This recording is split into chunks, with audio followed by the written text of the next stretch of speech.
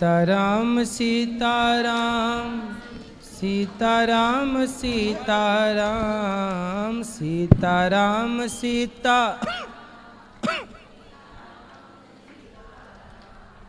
सीताराम सीताराम सीताराम सीताराम राधे श्याम राधे श्याम राधे श्याम राधे श्याम।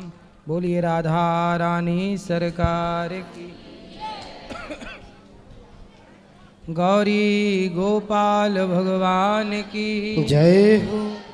आप सब भक्तन की। प्रश्नोत्तरी में जिनको प्रश्न करना है उनको हाथ उठा लेना चाहिए। बस खड़े हो जाओ। थोड़ी थोड़ी बात करना ताकि सबको मौका मिले। इतनी सारी एक झन्ना बात कर लेना जी। गुरुजी राधे राधे। हाँ गुरुजी मेरा बस 2 ही सवाल हैं आपसे। बहुत आस लेके आई हूँ आपसे। सवाल पे आओ। ठीक है आचार्य जी, मैं बोल रही थी कि आप शादी करना क्या जरूरी होता है क्या? किसकी करना है? अपनी खुद की। तो कर लो ना। नहीं सर, मतलब नहीं आचार्य जी, मेरे को करनी नहीं है शादी। मतलब कितने साल की हो? मैं 22 साल की हूँ। 22 साल की। हाँ तो शादी क्यों नहीं करनी? आचार्य जी, मैं ठाकुर जी में लीन रहती हूँ। मेरा मन केवल भगवान में लीन रहना रहता है और उनकी सेवा करना चाहती हूँ। और आप ये बता दीजिए क्या गृहस्थ जीवन इतना ज़रूरी होता है क्या? वैसे ही आजकल लड़कियां कम हैं, लड़के बेचारे उनका ब्याह हो ही नहीं रहा है। एक का और हक मार के तुम और बैठना चाहती हो, बड़ा पाप लगेगा तुम्हें ऐसे में। नहीं आचार्य जी। इसलिए शादी करो और जिससे ब्याह हो उसी को परमेश्वर मानो। वही तो है। सीता मैया से बड़ी साधक हो क्या आप?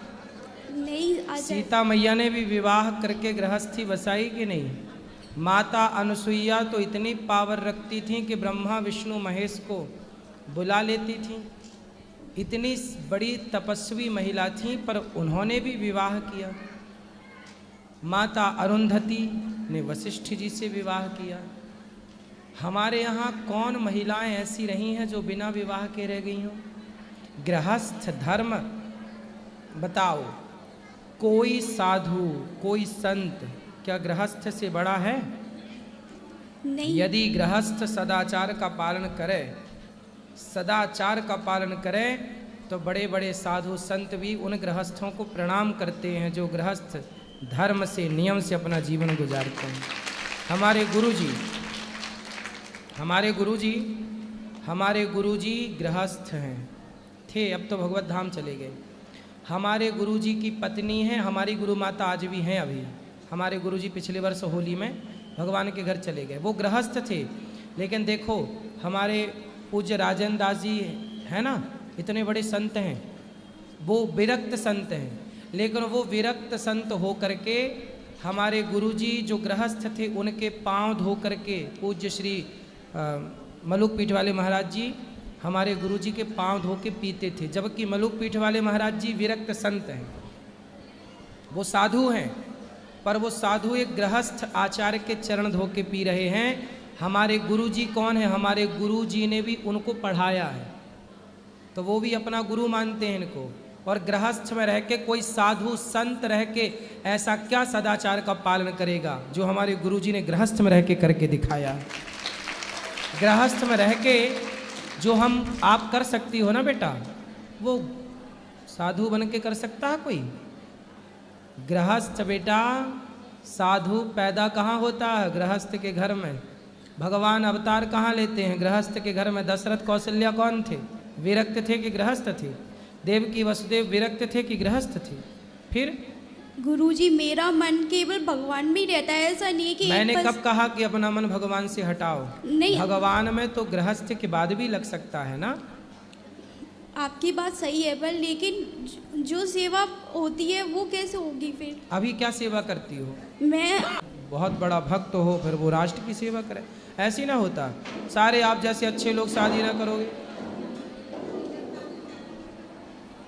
तो क्या होगा फिर बताओ। अब क्या विचार है आपका? सोचती हूँ आचार्य जी। सोच के बताना। आचार्य जी दूसरा सवाल और है मेरा कि बताओ। गुरु बनाना क्या ज़रूरी होता है क्या? मतलब भगवान में ऐसे लीन, मतलब मैं ये कहना चाहती हूँ कि गुरु के बिना भगवान नहीं मिल सकते।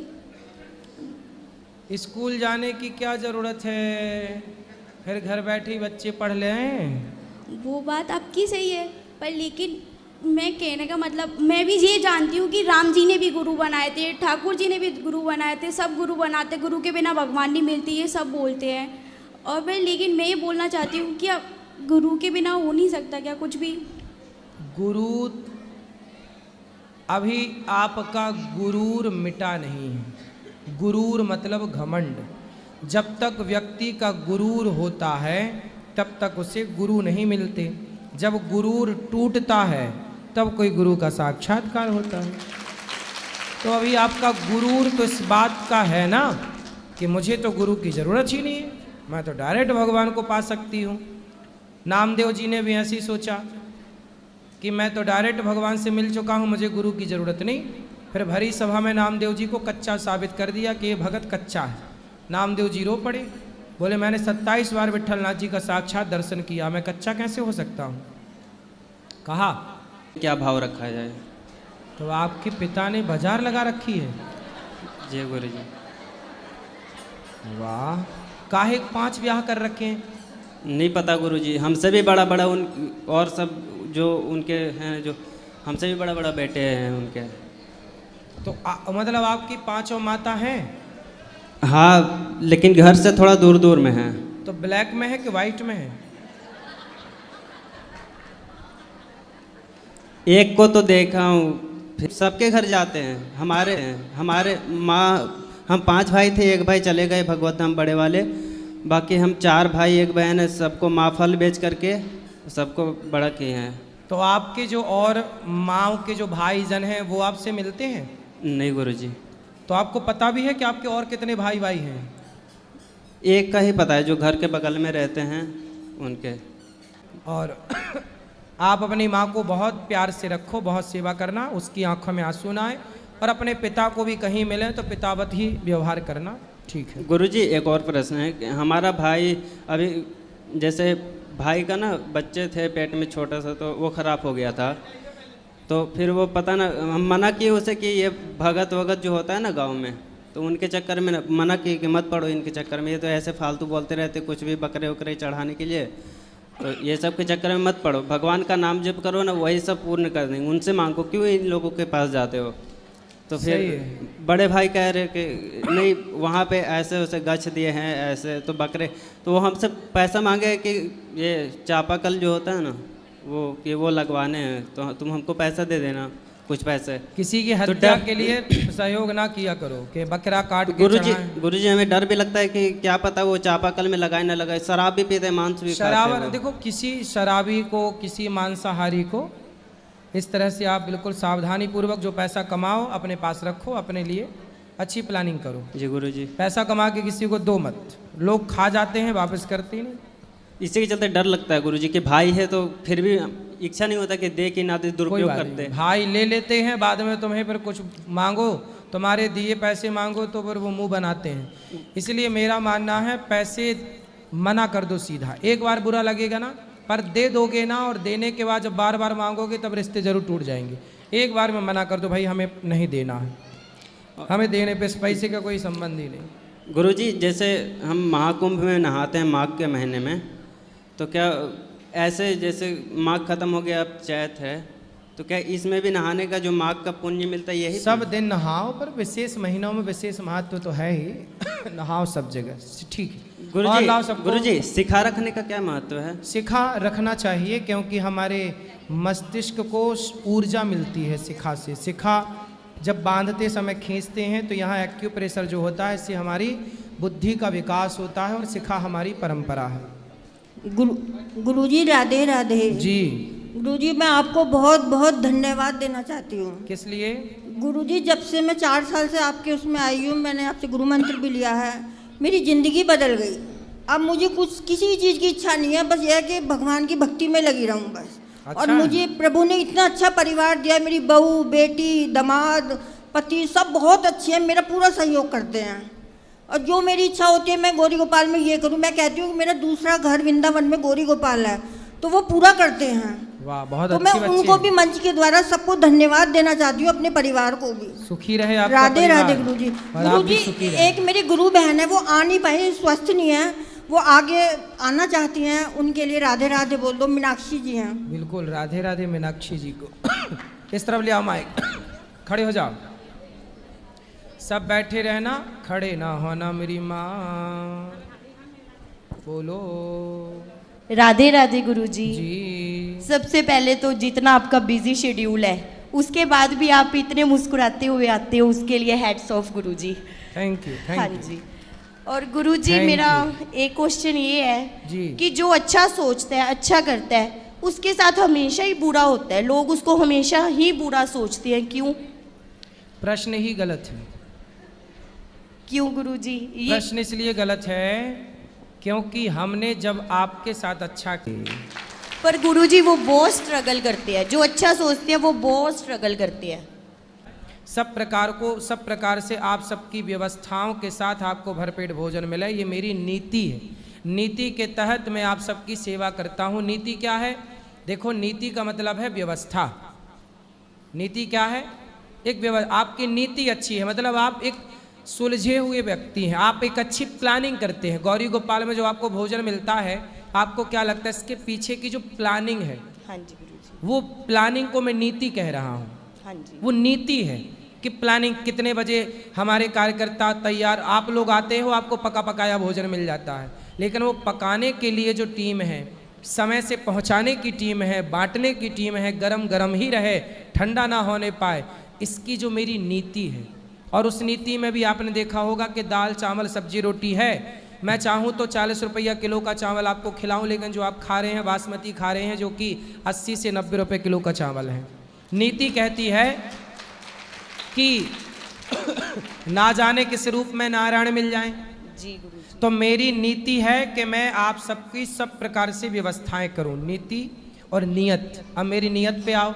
मेरी नियत पे आओगे तो देखो, 40 रुपया किलो का चावल मिलता है, मैं 40 वाला खिलाता, आप लोग मना नहीं करते, लेकिन यहाँ 90 रुपये किलो वाला मिल रहा है। क्यों? मेरी नीयत अच्छी है ना, क्योंकि मुझे लगता है कि पता नहीं किस रूप में भगवान आके भोग लगा करके जाएं। तो क्या आपकी प्लानिंग बेहतर है? चाहे व्यापार के लिए हो, चाहे आपके अन्य कार्यों के, नीति और नियत। आपकी नियत कैसी है? आप किस नियत से काम करते हैं? एक बात बताएं, मैंने कई बार ये बात कथा में कही है कि जिस स्त्री का पति नहीं होता और छोटे छोटे बच्चे होते हैं, उस स्त्री को ना लोग अलग अलग नियत से देखते हैं। हाँ या ना? हाँ जी गुरुजी। लोगों को पता चल जाता है कि इसका तो पति नहीं है, ये तो महिला बेसहारा है, इसके पास तो पैसे भी नहीं है, इसे तो हमारी ज़रूरत पड़ेगी। तो सब लोग अपनी अपनी नियत से उसे देखते हैं। मैंने कथा में एक बार बोला था कि बेसहारा स्त्री के छाती पे हाथ रखने वाले बहुत मिल जाते हैं, लेकिन उसके सिर पे हाथ रख के ये कहने वाले लोग कम हैं कि तू चिंता मत कर, मैं तेरा भाई बनकर, तेरा पिता बनकर तेरे साथ खड़ा हूँ। और जब आप किसी का साथ देते हैं ना, तो ईश्वर आपका साथ जरूर देते हैं। इसलिए आपकी नीयत अच्छी होनी चाहिए। तो मेरी नियत और मेरी नीति, जब मैंने नीति और नियत पे काम किया, उसे ठीक किया, तो आप लोगों ने मेरा साथ दिया। आपका भी साथ देंगे लोग। अपनी नियत और अपनी नीति तो ठीक करो। जी गुरुजी। और एक गुरुजी, एक और वाक्य मैं शेयर करना चाहती हूँ। मैं गुरुजी इन्हीं दिनों में पिछले साल यहीं वृंदावन आए थे गुरुजी। मैं बिल्कुल घर से बिल्कुल ठीक ठाक खुश आई थी गुरुजी। यहाँ आके पता नहीं क्या, जैसे हम महीने से हो जाते हैं, महीने में तो पूजा पाठ कैसे करें? घर में जैसे कोई हो ही ना पूजा पाठ। मानसिक भोग बनाओ, मानसिक पूजा करो, मानसिक नहलाओ, भाव बनाओ कि हम भगवान जी को नहला रहे हैं, फूल चढ़ा रहे हैं, भोग लगा रहे हैं, कीर्तन कर रहे हैं। सब मानसिक पूजा मन में। मन में, 3 दिन शारीरिक ऐसे- नहीं। पूजा 2 तरह की होती है, शारीरिक और मानसिक। तो लड्डू गोपाल को फिर बिना खाना पीना के ऐसे ही रखें? नहीं, मानसिक रूप से आप समझ नहीं रहे हैं। मानसिक रूप से जो आप कर रहे हैं वो भगवान ही तो ग्रहण कर रहे हैं। शारीरिक पूजा से बड़ी मानसिक ही है। शारीरिक पूजा इसलिए बनी थी कि शारीरिक से धीरे धीरे मानसिक में चले जाओ, पर आप लोग अंदर की तरफ जाते नहीं हैं। बहिर्मुखी और अंतर्मुखी क्या है? शारीरिक पूजा भगवान को जैसे नहलाते हो, कपड़ी मंदिर है और ये ज्योत जल रही है, भगवान को टुकुर टुकुर देखो, ये दो क्या है? ये तो ज्योत है। नहीं कहता आदमी आंखों की ज्योत चली गई, तो आंखों में ज्योत ही तो जल रही है भगवान की, अखंड ज्योत है। ठीक है, शुक्रिया पंडित जी। गुरुजी आपके चरणों में कोटि कोटि प्रणाम। जी जय श्रीमन नारायण गुरुजी। जय श्रीमन नारायण। गुरुजी जैसे मंत्र जप करने वाला माला हम घर पे भूल गए हैं, तो यहाँ पे जाप कैसे करें?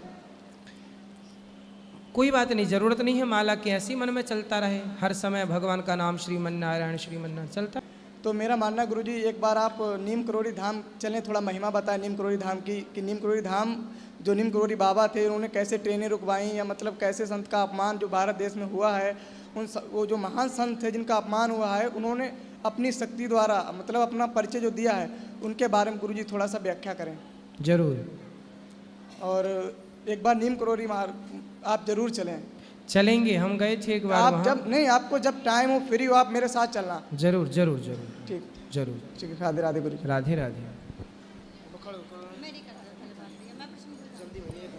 गुरुजी राधे राधे। हाँ मैया जी, मैं आपका सत्संग टीवी पर सुनती हूँ रोज डेली। हाँ, लेकिन मुझे बहुत अच्छा लगता है। बस ये लगता है कि आपके प्रश्न का जवाब मैं दे दूँ, लेकिन दूँ कैसे? सामने हूँ तभी तो दूँ। सही है। यही लगता है कि दो भाई हैं। देखो, इसलिए बड़े बुजुर्गों ने बड़ी समझदारी से चीजें बनाई थी, क्योंकि उनको पता था कि तुम्हारा देख दो बेटे हैं, बेटों के साथ नहीं रहती मैया, बेटी के घर में रहती है। और गुरुजी जो मेरी ननंद है वो उन्होंने मतलब मेरे जेठ और जेठानी को अलग कर दिया शादी के 19 साल बाद, और बोलती हैं कि भाई हम तुम्हारी दूसरी शादी करा देंगे और इसको जाने दें। उनकी 19 साल की बेटी है और 14-15 साल का बेटा है, और पता नहीं उनकी बुद्धि पे क्या कर दिया। और हमारे घर पे भी ना बीमारियां मतलब एक के तो बाद ननंद ने घर फोड़ा दिया। हाँ जी गुरुजी, ऐसे ही रावण की बहन ने रावण का घर फोड़ा दिया। और वो मंदोदरी के लिए दूसरी लाने की बात कह रही है रावण से।